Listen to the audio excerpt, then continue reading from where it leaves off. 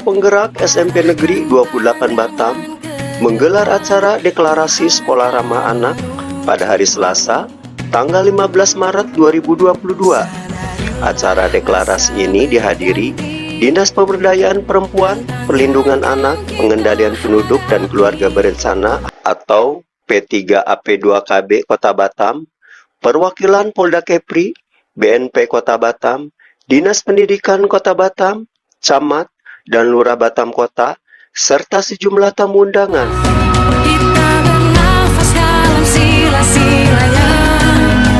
Acara deklarasi ini diawali dengan sejumlah pertunjukan kreativitas para siswa dan dilanjutkan dengan penandatangan deklarasi sekolah ramah anak oleh sejumlah pejabat pemangku kepentingan bersama kepala sekolah dan majelis guru di SMP Negeri 28 Batam.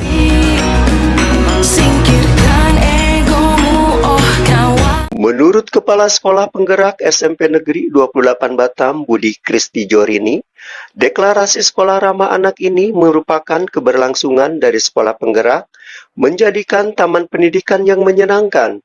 Dipilihnya SMP Negeri 28 Batam sendiri sebagai sekolah ramah anak karena telah memenuhi sejumlah kriteria, termasuk sarana dan prasarana dalam mewujudkan sekolah ramah anak tersebut.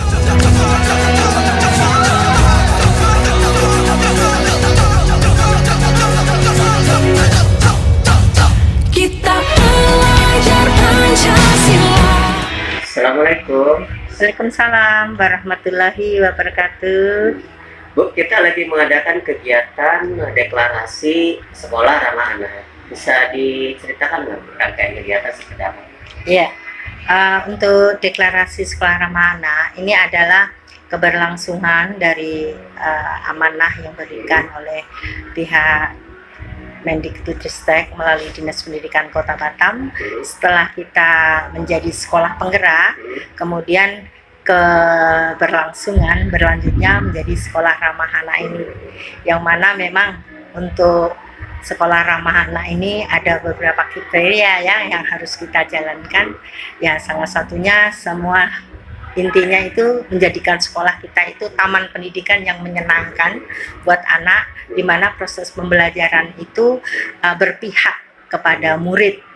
Kita semua yang kita lakukan baik dalam pengelolaan sarana prasarana, keuangan, dan itu untuk mewujudkan sekolah yang memenuhi untuk pemenuhan kebutuhan murid-murid kita. Cuma syaratnya apa sih sebagai sekolah ramah anak itu sehingga kita ditunjuk? Oh, begitu. Ini persyaratannya? Iya, jadi memang sekolah ramah anak ini ada syarat-syaratnya. Kalau kita menjadi sekolah penggerak itu sudah otomatis menjadi sekolah ramah anak, karena di dalam program sekolah penggerak itu kita sendiri sudah melakukan berbagai program yang berpihak pada murid. Salah satunya adalah yang sudah kita tayangkan, yang sudah kita lakukan dulu, yaitu program anti bullying, program RUSD. Itu salah satunya adalah program yang melakukan pembelajaran yang berpihak kepada anak.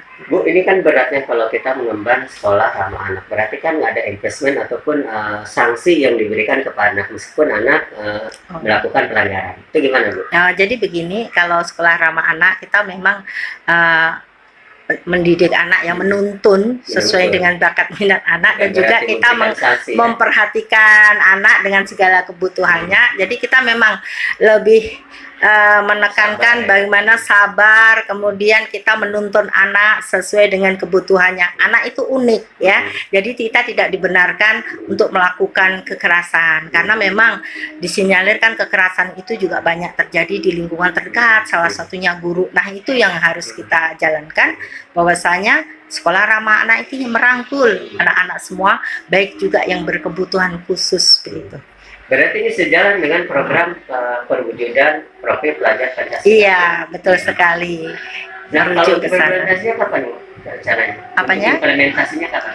Untuk sekolah ramah anak, implementasinya sejak kita melaksanakan program sekolah penggerak, ya itu otomatis kita sudah melaksanakan. Jadi di situ pembelajaran paradigma baru, juga pembelajaran yang berdiferensiasi itu sudah merujuk ke sana. Jadi kita memenuhi kebutuhan anak sesuai dengan bakat minatnya, sesuai dengan perbedaan, dan tidak bisa menyamakan satu anak dengan anak yang lain. Itu sudah masuk. Kita ramah, kita membantu anak semuanya. Kalau guru sendiri siap nggak untuk menerapkan itu? Karena ini tidak terlepas dari soft skill guru ya. Betul. Melakukan sekolah ramah anak. Ya, kita sudah punya ini komunitas praktisi sekolah, kita sudah diskusikan. Jadi dari hasil komunitas praktisi yang kita lakukan kemarin, kita berdialog, berdiskusi, sharing dan pengalaman guru-guru di kelas bagaimana menghadapi anak-anak yang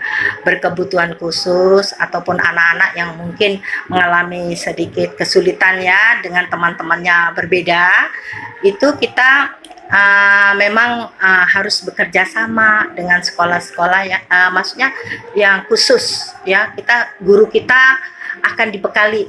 Kemarin sudah kita lakukan sharing, kita himbau kepada pelatih aldi kita masukkan nanti melalui PMO level daerah akan dibicarakan dan kita akan diberi pembekalan guru-gurunya untuk sekolah yang inklusi tadi. Jadi kita ilmu untuk secara psikologis mengatasi anak-anak yang keterbelakangan. Namun kita juga ini maksudnya sudah melakukan pembelajaran yang berdiferensiasi tadi, sepanjang kita sudah melakukan analisa diagnostik sejauh mana kekurangan anak ini kalau kita bisa atasi sendiri ya, kita cukup belajar sharing dengan sekolah-sekolah yang lain begitu. Kalau nengok kenakalan anak berapa persen tingkat penurunannya dari ya? Alhamdulillah untuk tingkat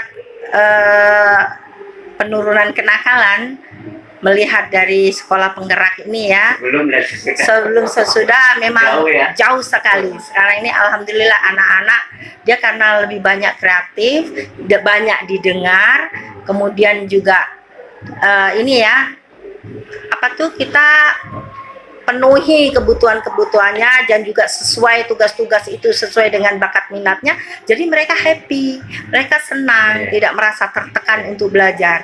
Jadi akhirnya berdampak ya, anak itu tidak stres, otomatis dia turun kenakalannya. Zero kenakalannya gitu ya.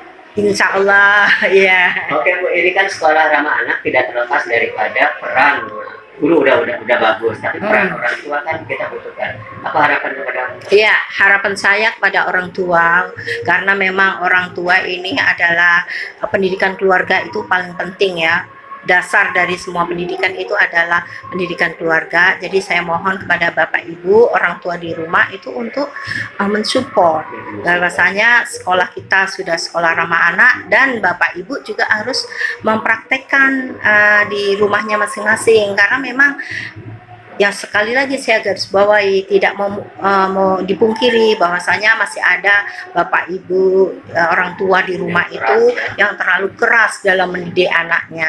Nah ini kita akan beri masukan, akan kita sosialisasikan lah bahwasanya ada pelatihan. Iya, kita lewat komunitas praktisi nanti kita akan undang orang tua sharing untuk memperbaiki akhlak anak-anak dan perilaku anak-anak di rumah. Jadi Bapak Ibu yang orang tua di rumah ini perlu juga diberikan suatu iya, bahkan kemarin ada usulan dari anak-anak kan minta orang tua diberi semacam pendidikan soft skill. Oke, terima kasih Bu atas infonya. Mudah-mudahan sekolah ramah anaknya dan sekolah penggerak semakin maju dan berkembang dan sukses selalu. Assalamualaikum warahmatullahi wabarakatuh. Waalaikumsalam warahmatullahi wabarakatuh.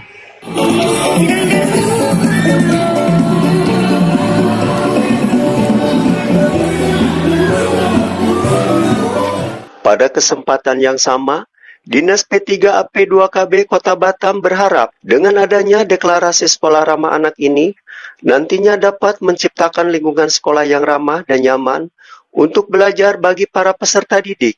Ia menargetkan semua sekolah bisa menerapkan sekolah ramah anak karena program ini juga selaras dengan yang dijalankan oleh Dinas P3AP2KB.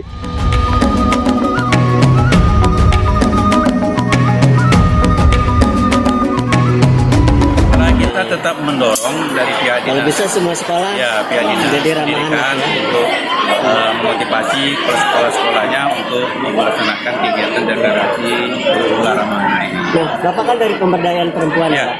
Bagaimana kasus-kasus yang terhadap kekerasan anak itu sejauh ini? Ya, kalau kita lihat dari data-data yang ada, yang masuk ke kita itu nampaknya semakin ke depan semakin tantangannya semakin berat karena faktor-faktor ekonomi, banyak kekerasan-kekerasan yang terjadi sama anak dan juga terhadap perempuan. Jadi kita berharap dengan adanya kegiatan-kegiatan yang sifatnya sosialisasi, informasi, mudah-mudahan ada kesadaran untuk keluarga yang ada di Batam ini untuk tetap tidak melakukan kekerasan kepada anak. Nah, kolaborasinya seperti apa nanti Pak dengan sekolah?